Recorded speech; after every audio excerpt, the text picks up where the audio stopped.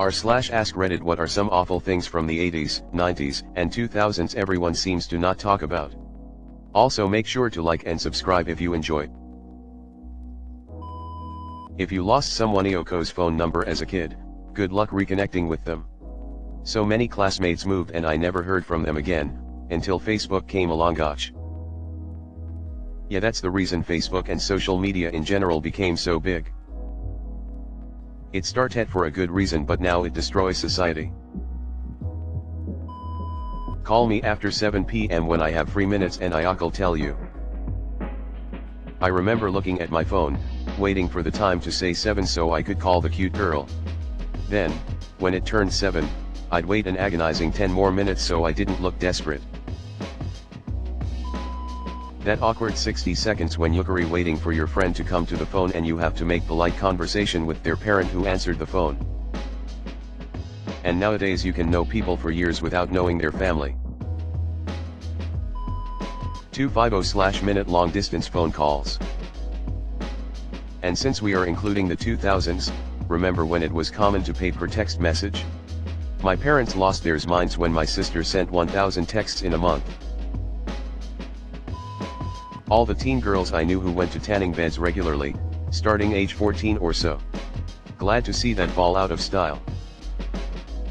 In high school, 2005-ish, before social media was huge, trends moved slower and there was a definite point where the hip girls in my city were all trying to look pale but the girls from the suburbs were still tanning. Graduated in 2002. I had friends who in high school had very damaged skin and it's only gotten worse. I knew someone who had memberships at 3 different tanning salons so she could get in 3 20-minute sessions each day, the limited you for safety purposes. That weird self-tanner and pale lipstick combo. QT tanning lotion, sun-in for your hair and frosted lipstick were the go-to look in the early 80s. Having a personal collection of music was not that affordable. Movies and such as well. It was in the 00s when CD burners became commonplace, you'd swap with your friends and make copies. I spent a small fortune on spindles of 50 blank CDRs, but it was a fraction of what actually buying those albums would have cost. I used to see kids engaging in horseplay in cars, obviously unbuckled. Also, I come from a family of 6 and we had a car with 5 seats. The baby would just sit on a parentaco's lap in the front passenger seat and this was just acceptable for some reason in the 80s. I also remember riding in cars and having to sit in the passenger side footwell if the number of passengers exceeded the seats and I was the smallest. As a kid in the 80s it was always fun to ride in the back of the station wagon instead of sitting in a seat. When you walked into a restaurant, the first thing the hostess would ask you is smoking or non-smoking. I never smoked a cigarette but the next morning after a night out my clothes all smelled of cigarettes. I remember in the 1970s when they had smoking on airplanes. My grandpa smoked cigars, which was a treat for everyone on board. Evangelical pop culture paranoia, Dungeons and Dragons, Pokémon, Harry Potter, etc. The Satanic Panic, I remember it well. My mother and aunts were convinced there were devil worshippers sacrificing children and animals up the mountain near where we lived. Throughout my Marilyn Manson tapes as well. For electronics, load times. Your Windows 95 PC taking 10 minutes to boot. CDs getting ruined in the sun or getting scratched.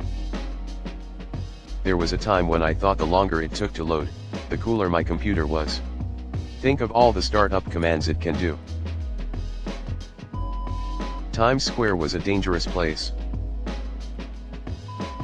A ton of serial killers were active in the 80s. Eastern Europe did not have a good 90s. The Romanian orphanage crisis because they outlawed birth control and punished those who didn't get pregnant caused huge numbers of unwanted babies. The information we have about the importance of interacting with babies came from that time. People smoked cigarettes indoors. Everywhere. Remember when McDonald's had their own custom MCD's ashtrays on their tables? The complete devastation caused by HIV/AIDS back in the 80s and early 90s and the state of fear so many people lived with back then. Before we knew much about it, people were absolutely terrified. My aunt was washing her dishes with bleach after having guests because she was convinced you could get it from a cup or spoon used by an infected person. There was a period of time where people just didn't know how infectious it was. My cousin died of AIDS and it was hushed up pretty quickly. She was a straight woman who got it through sex with an infected partner she met at a bar. It was terrifying, people were afraid of her while she was sick. I'm grateful we have treatment and knowledge now, but goddamn we went through some traumatic shit back then and nobody talks about it now. The Golden Girls did a very good episode in 1990, well ahead of its time, addressing the truths and myths around HIV. Don't think any other show dared to touch it at the time. Elian Gonzalez. I feel like the Rwanda genocide just doesn't hold any historical value for the world body. Just had this conversation with my wife a couple nights ago. I'm in my mid-30s and most people my age don't even know about it. That blows my mind. They may have heard of it, but have no clue the magnitude of it. In the 80s, acid rain, well before Chernobyl even. And there were a lot of bombings by terrorists in Europe, like IRA, RAF, EDA, ALF. You don't hear about acid rain anymore because it's one of the major success stories of the environmental movement. Emissions reduction through regulation largely resolved.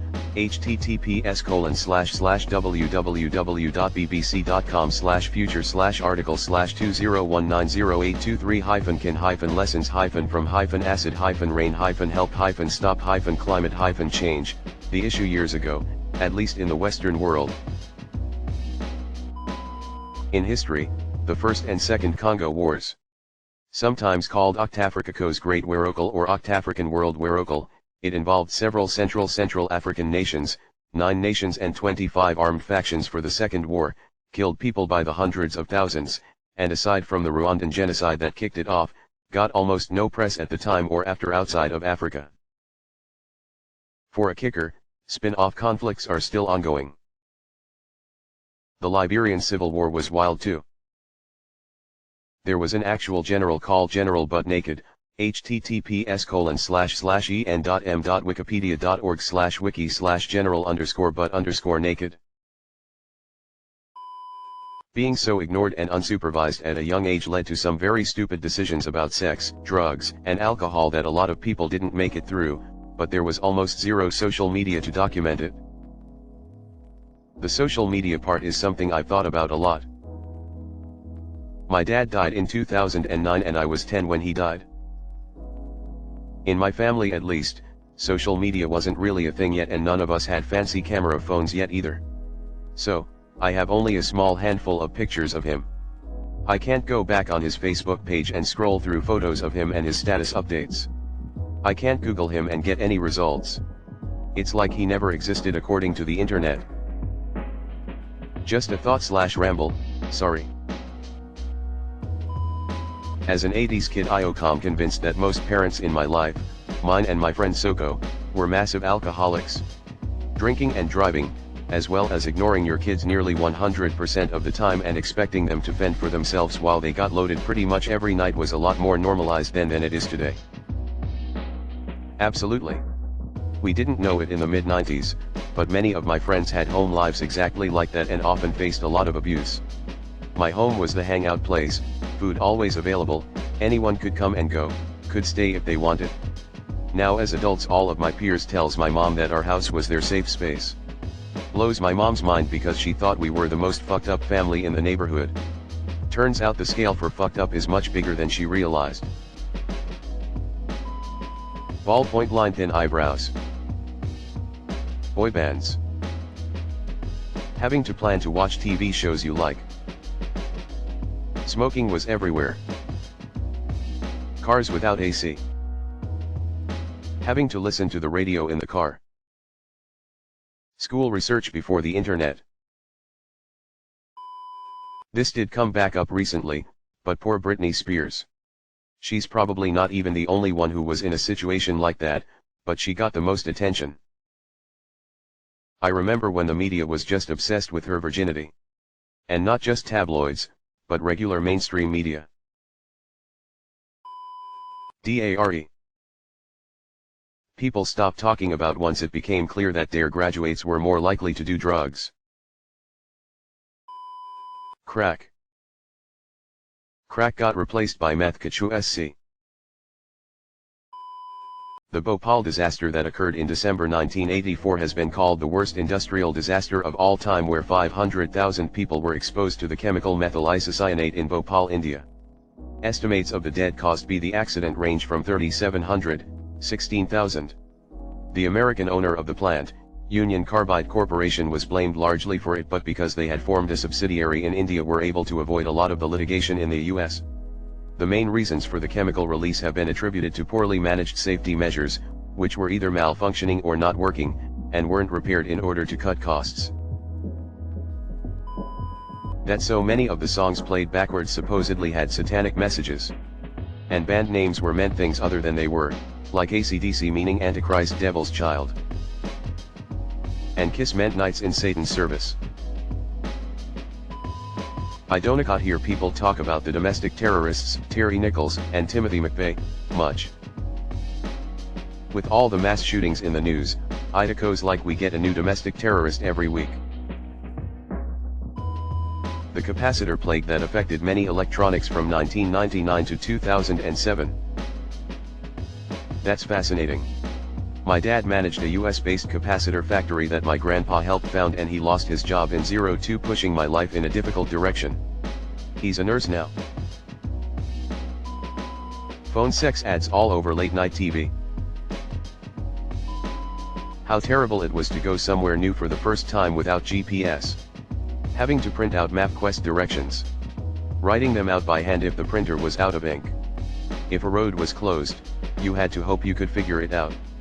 Traffic goes bad? Oh well, your handwritten MapQuest directions did not conveniently reroute you to a quicker path. Dude, you had MapQuest when I first started driving. It was written out by my dad for turn-by-turn instructions, or I used a physical map.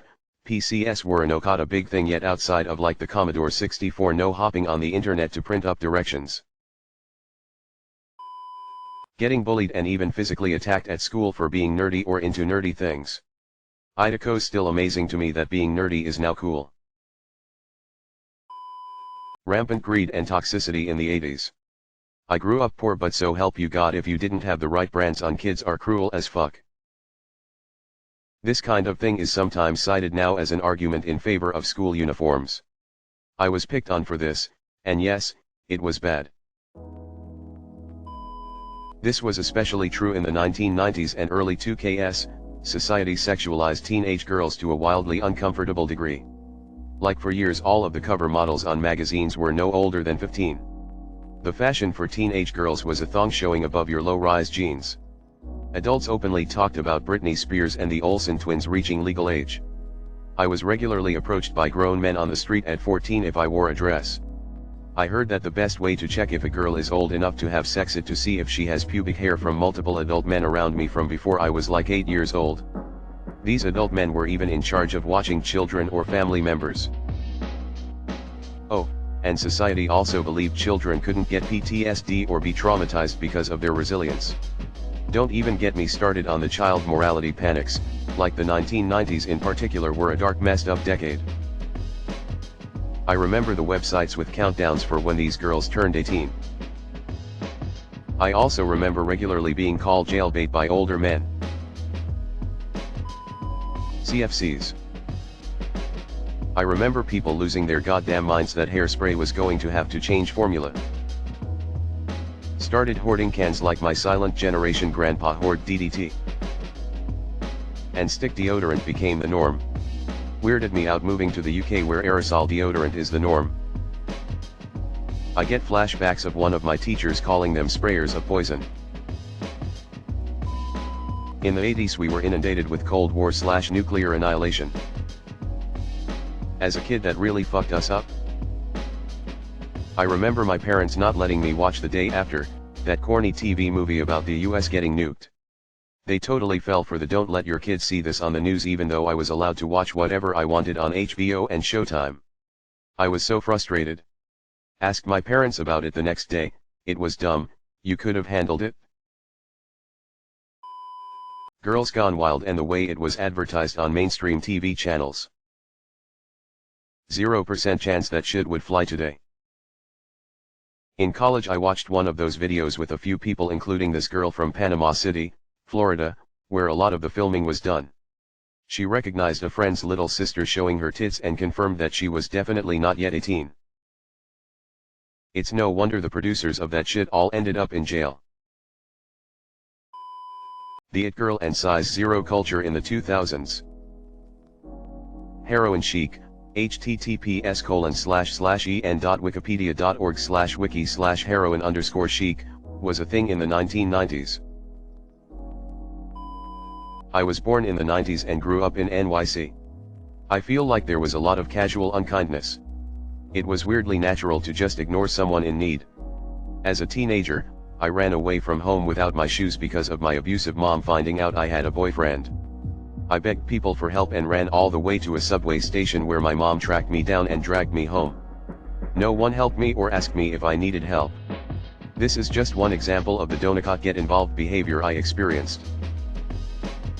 I'm very grateful that nowadays people have definitely been more involved in helping others and are generally friendlier/kinder. Gang violence was worse. Cambodian genocide. Serbian genocide. Amongst plenty of others. When I read the truly harrowing stories of people who lived through the Cambodian genocide, I wonder about how much worse it was for the people who were killed. The Croatian Independence War of 1991. One change since the 80s to 90s that I'm glad for is the treatment and legal protection of animals, and the consumer interest in cruelty-free products. Edited to add, this has sparked some conversation. All I'm saying is it's much better than it used to be. I agree things are not currently anywhere near perfect. I read the original Flipper the dolphin committed suicide because she was treated so badly and kept in a tiny tank, sad face. Using paper maps instead of GPS to get around.